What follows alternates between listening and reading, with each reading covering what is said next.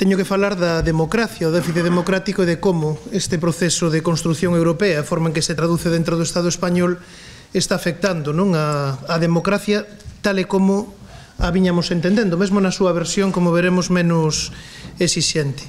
Vou falar de 4 cousas. Primeiro, de como este déficit democrático da Unión Europea vende atrás, é xenético, pero non comezou a manifestarse até hai, como dicía Alba, pois até o libro branco de Delors, con especial forza, e logo o Tratado de Maastricht, como está ese déficit democrático instalado actualmente na chamada gobernanza económica europea a partir do Pacto de Estabilidade e Crecemento do 97 e o que fixo antes referencia tamén Xavier, pois os tratados de estabilidade o do euro, o chamado Six-Pack e o Two-Pack, un conxunto de directivas e de regulamentos dos anos 2011 e 2013, como se traduce iso no Estado español e finalmente unhas conclusións. Comezando polo primeiro. Vedes que na Unión Europea hai, en os tratados, unha mestura extraña entre intervencionismo e liberalismo. Tense falado dese mercantilismo. Isto ten a ver co que se chama o ordoliberalismo, é unha palabra así rara, pero unha escola liberal de economía e tamén de política alemana, non? Ben, pois estes ordoliberais son os que fixeron que na Lei Fundamental de Bonn, na Constitución Alemana, por exemplo, non haxa catálogo de dereitos sociais, e son os que, houve un debate, ademais, daquela entre Franza e Alemanha, o ministro francés daquela, Jean Monnet, do Partido Socialista, pretendía que no Tratado de Roma do ano 57 a integración social e fiscal fose condición previa de integración industrial, e venceron as teses alemás, deronlle a PAC a Franza, e tamén venceron así as súas reticencias, e, por tanto, non hai nada de armonización social, non hai nada de integración fiscal, e non hai nada tampouco, como veremos, de dereitos sociais. Isto, por tanto, é unha cuestión xenética. Pero isto foise levando, de acordo cun esquema que tamén graficamente era o mercado en Europa, os dereitos na casa, en tanto, Europa era integración positiva, é dicir, a través de normas que iban integrando máis ou menos algúns sectores, cando tampouco se estendía o ámbito laboral, cando non se estendía a determinados ámbitos que se entendían que eran máis domésticos, e en tantos estados mantiñan ferramentas e mantiñan recursos para facer política social na casa, para manter os seus estados de benestar conforme ás constitucións tamén sociais, entre aspas, dese momento. Constitucións que viñan recoñecendo dereitos sociais, a seguranza social, a estabilidade no emprego, etc. Ben, cando racha este equilibrio, que era un equilibrio, como vemos, precario, e que xa en orixe, inestável, racha cando Europa comeza a apretar o acelerador, basicamente cando desaparece, verdade, o que xa non era un modelo, pero desaparece o contrapoder que podía representar o bloque do leste, e cando a partir do libro branco de Delors de 1987 dice, temos que avanzar no proceso europeo. Xa antes a jurisprudencia do Tribunal de Xustiza, coa afirmación do principio de primacía, do dereito europeo, etc., non é de efecto directo der algún paso, pero é basicamente este proceso que culmina co Tratado de Maastricht do ano 92. Aí o equilibrio desaparece cando se crea a Unión Económica e Monetaria, cando se establece o Pacto de Estabilidade, e no momento no que estamos agora. O Pacto de Estabilidade o que establece fundamentalmente é unha obriga a marxe do que decidan os povos europeos de que hai que cumprir o que se chama a regra de ouro en materia de déficit, en materia de débeda pública e o que leva iso aparellado. Ben, que sucede con isto? O que se está facendo, e iso estaba tamén na idea xenética, na idea inicial ordoliberal, é algo similar ao que se fixo co sufraxio censitario no século XIX. É dicir, no sufraxio censitario tratábase de que o conflicto social, o conflicto entre clases sociais, quedara fora do ámbito de decisión democrática. Como se facía? Pois non votan os traballadores, votan únicamente determinadas clases sociais. Como se logra isto agora de sacar o conflito social? É dicir, que non poda ser decidido democráticamente cales son os dereitos sociais, que ámbito teñen, regular democráticamente as relacións entre clases. Pois facémolo non restrinxindo o sufraxio, porque sería verdade, moi chamativo, non sería de recibo neste momento, senón sacando determinadas cuestións fora do ámbito de decisión democrática.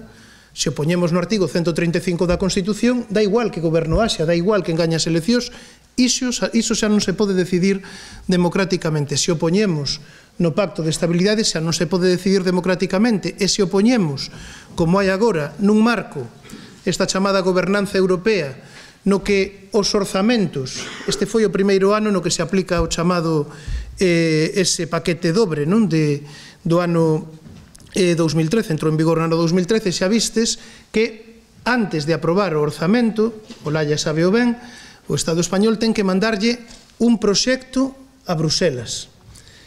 Antes eran os Estados, a través dunha especie de revisión entre pares, non?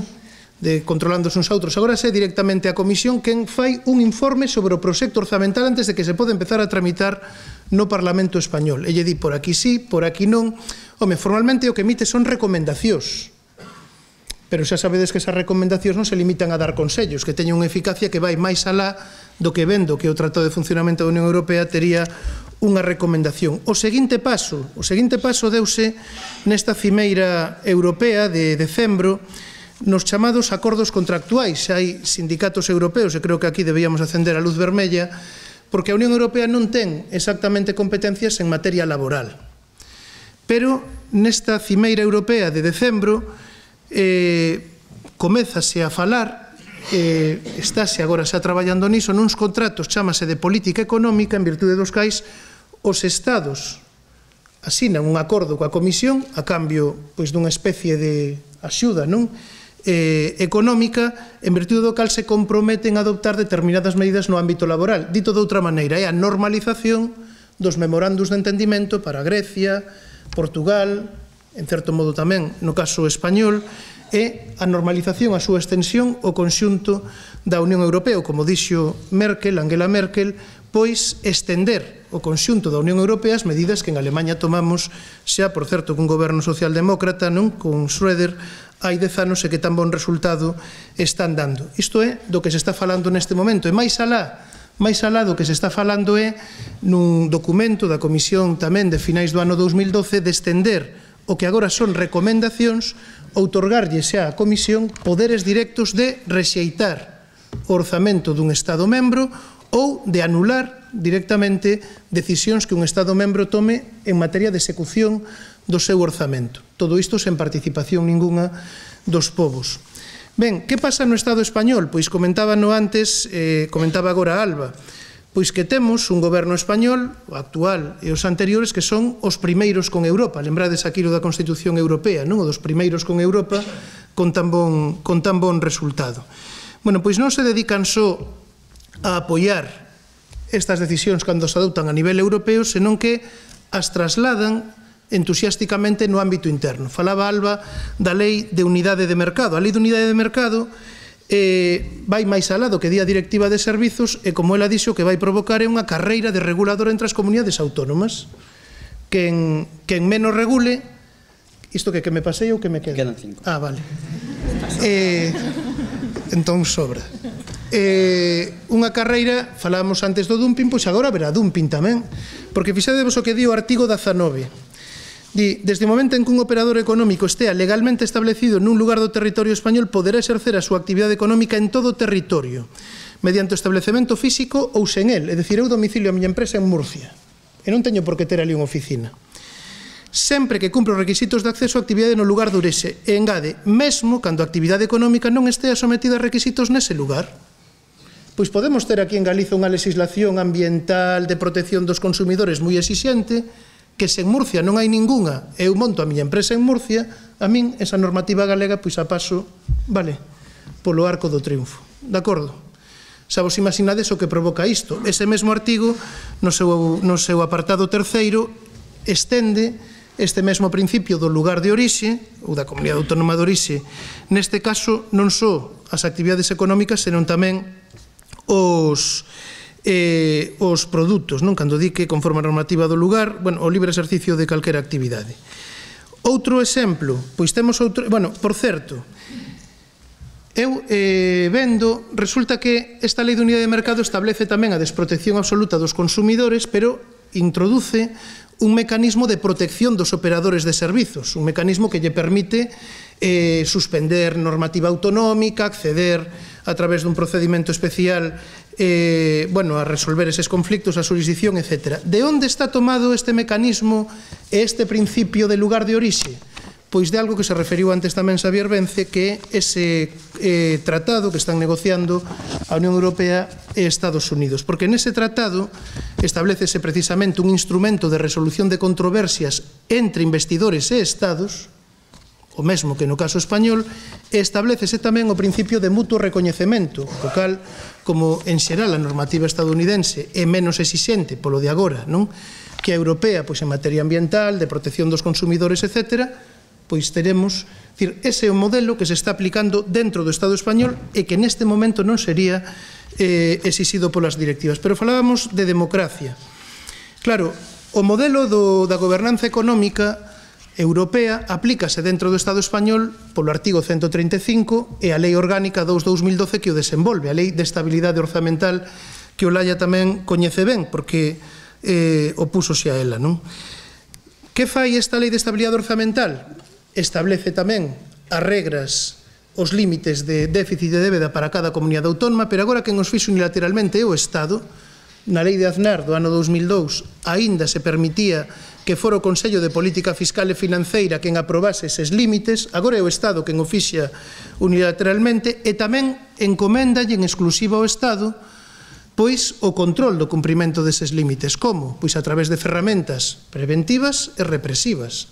Represivas que van mesmo a suspender a través da desdramatización que se chama do artigo 155 da Constitución o autogoberno. Outro exemplo, a reforma da lei de réxime local. En materia de dereitos sociais debátese pois se os dereitos sociais hai regresión neles ou non.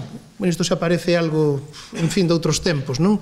Se unha vez alcanzado uns determinados dereitos, o legislador pode, digamos, erosionalos ou pode establecer un nivel de protección menor. Bueno, pois justamente iso é o que fai a lei de réxime local reformada. Non é que non se recoñeza o dereito de non regresión ou o principio de non regresión a respecto dos niveis dos estándares sociais conquistados. Non, é que esta lei o que consagra é xusto o contrario. O principio de regresión, fixádevos, non é só que se supriman servizos que prestaban os concellos para logo decir, bueno, sacamos os servizos sociais, pero pódenseche delegar. Xa non tes como competencia propia, senón como delegada. Pero sempre, di esta lei, cun límite. Cal é ese límite? Que non supoña un gasto maior para o conxunto das administracións. É dicir, ti podes prestar un servizo social por delegación da comunidade autónoma, pero non o podes mellorar. Iso tamén é unha erosión da democracia, verdade? Porque mesmo dentro dos estreitos límites de estabilidade orzamental, dentro da política democrática, o Concello poderá dicir, bueno, pois mire, vou gastar menos en infraestructuras e vou gastar máis en servizos sociais. Pois xa non o podes facer, porque estarías incrementando ese gasto total do conxunto das administracións en servizos sociais. En definitiva, o que temos é que este modelo que se vai estendendo a nivel europeo e que se vai trasplantando tamén a nivel interno leva o conflicto social fora do espazo público. É a idea liberal de sempre, o mercado, como ámbito da lei da natureza, da lei do mercado, a sociedade civil, frente ao Estado, que, bueno, é o ámbito onde pode reser a democracia. Que sucede? Que cada vez a democracia vaise vendo restringida a un espazo máis pequeno e o mercado vai tendo un espazo maior onde actuar. A idea das decisións técnicas, da tecnocracia, dos gobernos tecnocráticos, é un cambio na legitimidade. A legitimidade agora, fixádevos, xa non é a democracia. Hai gobernos que non son elixidos democráticamente, en casos extremos Italia ou Grecia, pero hai gobernos que son elixidos e gobernan en contra do programa que presentaron. Por qué? Porque o criterio legitimador xa comeza a ser outro, é a eficacia. É a eficacia. Entón isto da democracia, da participación da xente empeza a ser disfuncional, por tanto non é eficaz, temos que ir a outros modelos. Isto leva, se queda un minuto, a que se o conflito social non pode resolverse por vías democráticas, terá que resolverse por outras vías. Aí temos o proxecto de lei tamén dun amigo de Olalla, que é o señor Fernández Díaz, non? para xestionar este tipo de conflictos. Os dereitos están subordinados ao mercado. Na idea ordoliberal fixadevos Carta de Dereitos da Unión Europea. Lembrades, cando falábamos do proxecto de Constitución Europea, non falaba do dereito ao traballo, falaba do dereito a traballar. Por qué? Porque a cuestión é que na idea da Unión Europea os dereitos son a través do mercado. O dereito non é unha posición garantida que ten unha persoa, non, é un obxectivo político que só se pode conseguir a través do mercado. Bueno, pois a evolución do mercado e da concorrencia, etc. Da iso ben, e senón, pois a solución será seguir liberalizando, seguir privatizando para ver se algún día o mercado se lembra de nos. Afondar na integración europea, o que se di, é afondar nisto. Ese documento do que falaba antes da Comisión recolle a posibilidade de algunhas medidas, bueno, pois que se viñan reclamando, non, da mutualización da débeda, dos eurobonos, etc., pero subordenadas a que se vai avanzando nesa construcción europea ou se afonde nese modelo da Unión Europea con este tipo de gobernanza económica. E logo, como a todo hai que darlle un empaque presentável e hai que justificalo en termos ideolóxicos, pois non se lles ocorre nada millor, falando deso que se di agora da democracia plebiscitaria frente á democracia deliberativa, que resucitar a Carl Schmitt. Carl Schmitt é un teórico do dereito alemán con un certo vínculo con Galiza, non? Porque era o sogro do Margarito, algúns o coñeceredes, non? Catedrático de Historia do Dereito da Universidade de Santiago. Pois este era un teórico nazi. Bueno, pois Carl Schmitt, na súa crítica á Constitución de Weimar, falaba precisamente de que o que había que facer era o Estado administrativo frente ao Estado de Dereito. O Estado administrativo cun executivo non sometido a ningún tipo de control e que tiña, nos casos de crise, decía el, de excepción, no que estamos agora, pero tamén con normalidade como criterio de actuación non a legalidade, senón a legitimidade que lle dá a eficacia. Cando escoitamos, da igual a democracia, o que hai que resolver, os problemas, etc., estamos abonando ese tipo de teorías, pero hai, por se alguén está interesado, un libro de dous teóricos de extrema dereita norteamericanos, Executive Unbound, de Posner e Firmol, que vai precisamente nesta vía. Di que esquezámonos dun goberno limitado polas leis, esquezámonos de que o Parlamento regule. Non, o goberno ten unha legitimidade per se, en todo caso será a opinión pública, din eles, quen o limite. E a opinión pública tamén xa sabemos como se construe, non? Ben, pois, máis nada pola miña parte. Moitas gracias.